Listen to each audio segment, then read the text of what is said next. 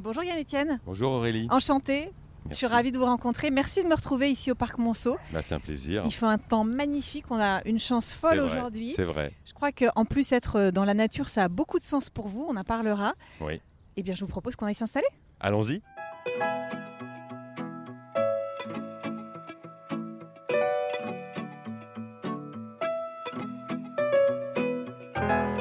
Bonjour et bienvenue dans Ma Petite Voix m'a dit, un podcast inédit proposé par Valtus. Ce podcast donne la parole à des dirigeants d'entreprise et des dirigeants de transition, tous guidés au quotidien par leur intuition, leurs valeurs et leurs convictions les plus intimes. Au-delà de leur choix de carrière, ils ont en commun leur quête de sens, leur engagement dans la réussite collective et de mettre l'humain au cœur de leurs préoccupations. Aurélie Blonde et Frédéric Boursicot vous emmènent à la rencontre de ces passionnés qui ont accepté de se livrer avec authenticité.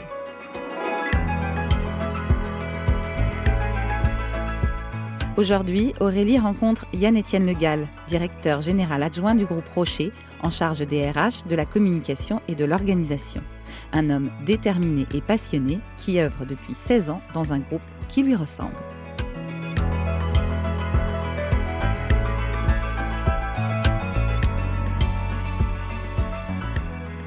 Alors je le disais, être dans la nature, ça a beaucoup de sens pour vous, car le groupe Rocher est une entreprise pionnière qui travaille depuis son origine au respect de la nature.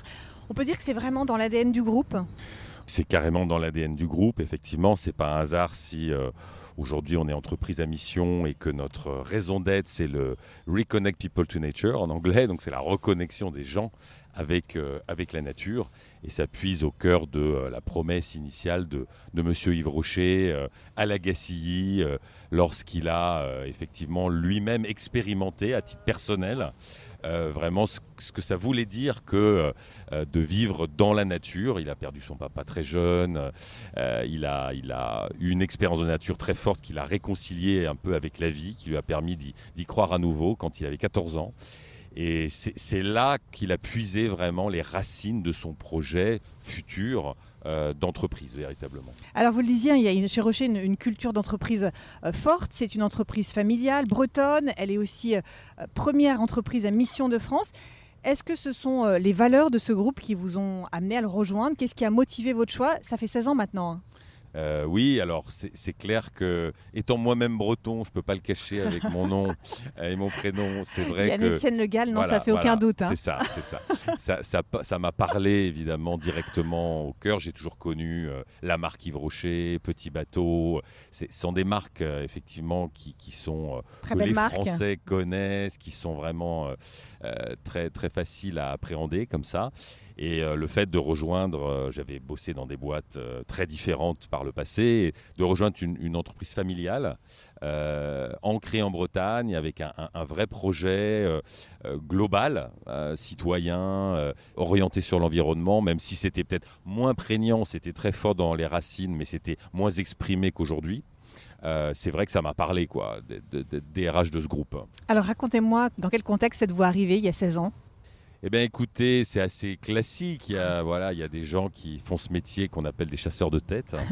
Et donc ils m'ont sollicité. Et effectivement, donc j'étais chez Forestia à l'époque dans l'équipement automobile, vous voyez. Donc Rien c'est à assez voir. différent, oui, absolument. Changement de domaine. Exactement. Et j'étais numéro 2 en fait de la DRH de ce groupe. Et là, l'opportunité de faire le pas, de prendre un poste de numéro 1 DRH avec un scope mondial, un scope global, un peu moins de marques qu'aujourd'hui, mais quand même pas mal de marques, puisque je pense que le côté marque moi, m'a toujours attiré. Et le côté B2C, le côté effectivement une entreprise qui parle à la cliente, je le féminise à dessein parce que c'est quand même plutôt aux femmes que l'on parle, ça m'a branché, quoi. Je me suis dit, bah oui, DRH d'une boîte comme ça, c'est vraiment idéal en réalité.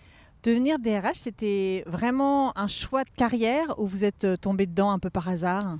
Non, c'était vraiment un choix de carrière. Moi, j'ai fait d'abord des études littéraires. J'ai fait Hippocagne, Cagne, etc. Je me dis, qu'est-ce que je vais faire ? Je vais être prof. Et puis, j'ai fait Sciences Po, en fait, à Paris pour me rapprocher de l'entreprise. Et dans l'entreprise, ça ne me disait absolument rien de faire de la finance ou du marketing, etc. C'était vraiment les ressources humaines qui me branchaient, quoi. Alors à l'époque, c'est vrai qu'il y avait beaucoup moins de formation qu'aujourd'hui. Sciences Po, c'était un peu la voie royale. Et donc, j'ai fait ça pour faire des ressources humaines. J'ai fait un stage un peu avant qui m'avait donné le goût effectivement de la chose humaine, je dirais. Chez France Télécom. Ouais, exactement. Je suis bien renseignée. Hein. Ouais, bravo. Effectivement. Alors que avec un beau rapport de stage, je crois, enfin une belle enquête. Oui, sur c'est ça. Sur déjà ces thématiques. Hein. Ouais, c'était pas du tout le sujet d'ailleurs, puisque je bossais au renseignement à l'époque. Ouais. Et effectivement, j'ai passé mon temps plutôt que de répondre aux clients sur véritablement ce qu'ils voulaient. J'ai passé beaucoup de temps à écouter et à faire parler les gens. Et à la fin de ce stage, j'ai fait un rapport que personne ne m'avait demandé sur la manière dont l'organisation fonctionnait, les comportements, ce qui fonctionnait, ce qui ne fonctionnait pas, où on pouvait aller, où on pouvait s'améliorer. Voilà, donc déjà la fibre au moment de votre stage, du coup Sciences Po, pour devenir DRH, vous finissez l'école et c'est là que tout commence. Ça commence où ? Ça commence chez Schlumberger. Très belle entreprise qui à l'époque était certes pétrolière mais pas uniquement. Il y avait de la technologie, il y avait de l'industrie. Et donc moi j'ai démarré comme assistant chef du personnel, comme on disait à l'époque, dans une unité qui fait des cartes à puce, Smart Cards and Systems, qui s'est rapproché de GEM+, qui est devenu Gemalto, etc., qui maintenant fait partie de Thales.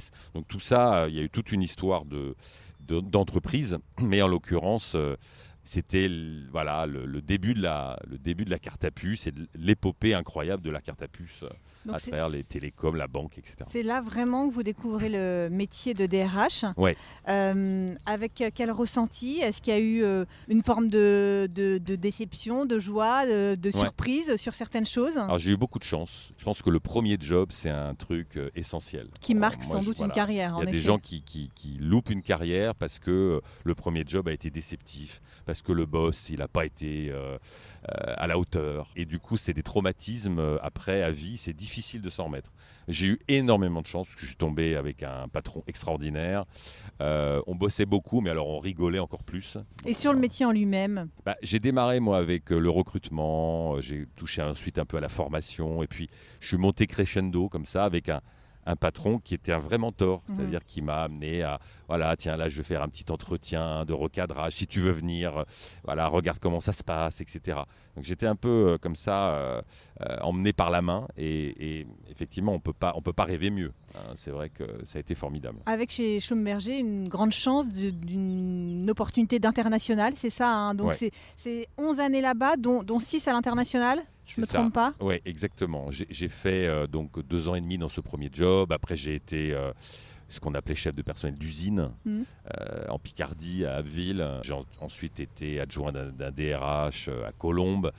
Bref, j'ai fait 5 ans dans différents métiers le Tour de France, avant de faire le Tour du France. monde. Exactement. Et ensuite, je suis parti dans la partie pétrolière, qui était un peu le cœur du réacteur. Et là, j'ai fait 6 ans avec tour à tour le Canada d'abord, comme DRH de tous les services pétroliers du Canada, basé à Calgary dans l'Alberta. Puis je suis allé au Brésil, j'ai passé 2 ans et demi à Rio. Extraordinaire expérience. Très belle expérience à l'international. On a fait Canada, Brésil et ensuite... Et enfin les US à Houston pendant 2 ans également. En charge d'une des divisions mondiales de Schlumberger. Ça aussi, ça modifie profondément une carrière, une expérience à l'international. C'est clair. Je pense que c'est quand c'est réussi, si je puis dire, c'est un booster de carrière, je pense, impressionnant. Et puis c'est surtout une ouverture d'esprit. J'ai plus jamais été le même homme, si je puis dire, après et avant. C'est sûr que ça a été un élément clé dans mon parcours de professionnel, mais aussi d'être humain.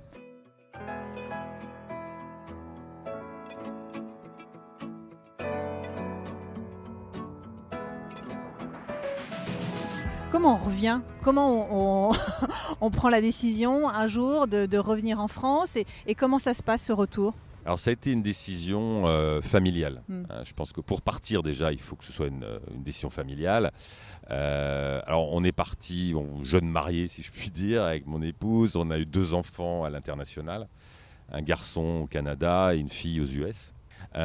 Et effectivement, ma femme qui est une professionnelle également, qui est ingénieure de formation, qui a bossé dans les télécoms toute sa vie, a fait un break de 6 ans pour me suivre dans mes pérégrinations.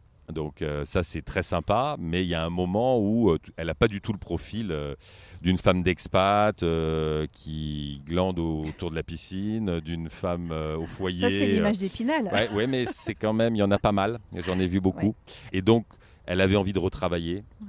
Et pour elle, c'est impossible. Enfin, quand on bouge tous les 2 ans comme ça, le temps de faire les papiers, éventuellement pour avoir un permis de travail. Du coup, vous prenez... Et donc, on prend cette décision de dire, écoute, moi, j'ai aussi un peu fait le tour. Je veux dire, cette vie, après, c'était quoi ? C'était Singapour, c'était Dubaï, c'était je ne sais quoi. Bon, c'est bien 6 ans, faire ça toute sa vie, devenir un expat professionnel. C'était pas mon...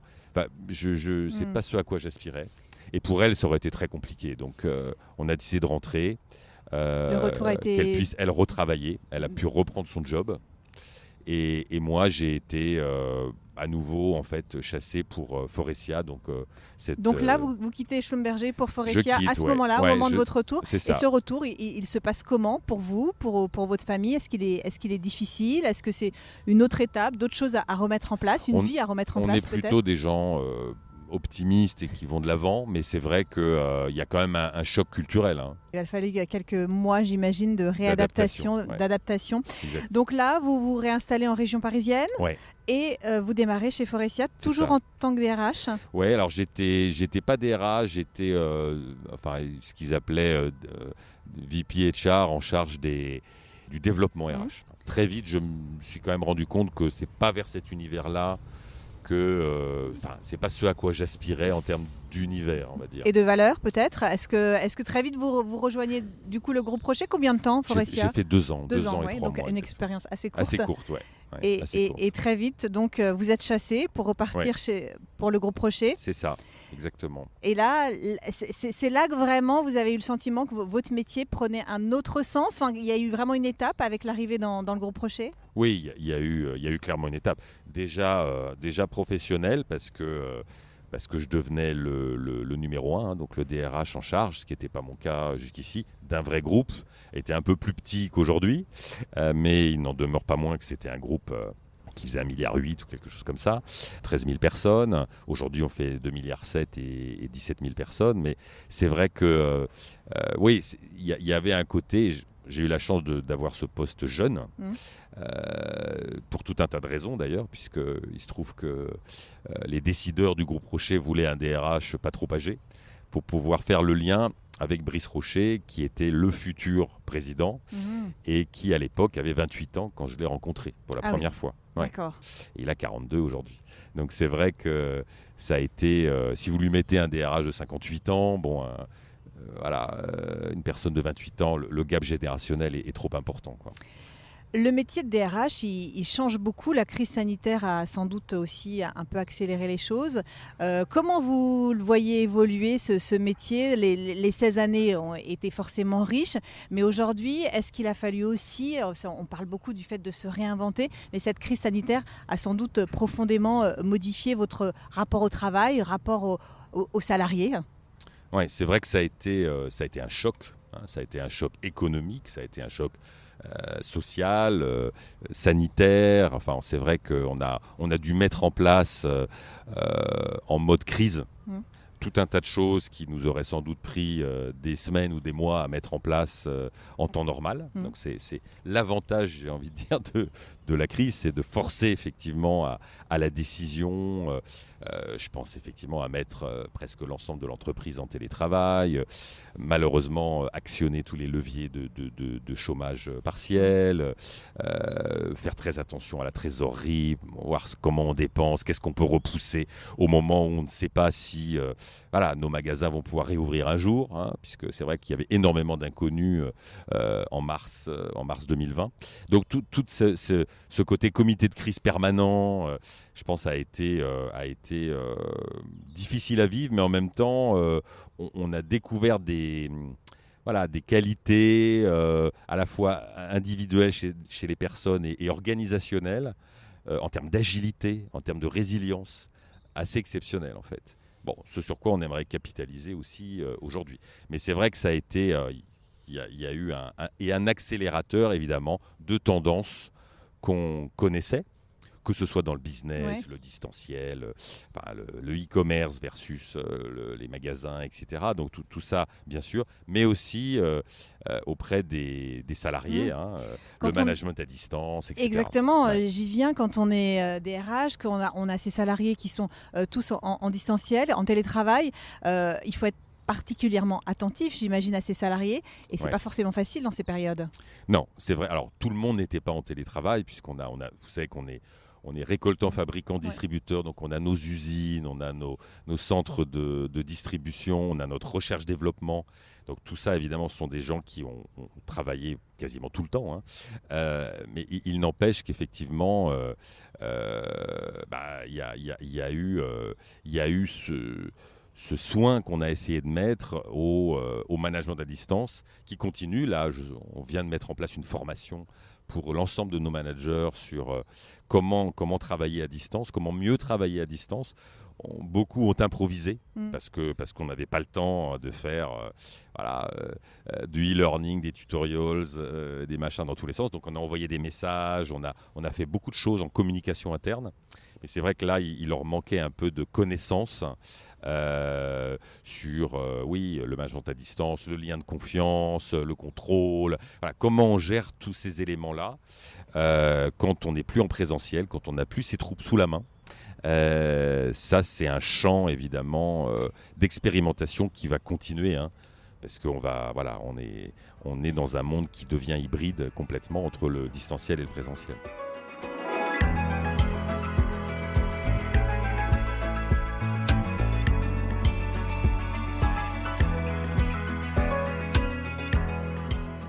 Comment vous l'avez vécu cette période, vous, personnellement ?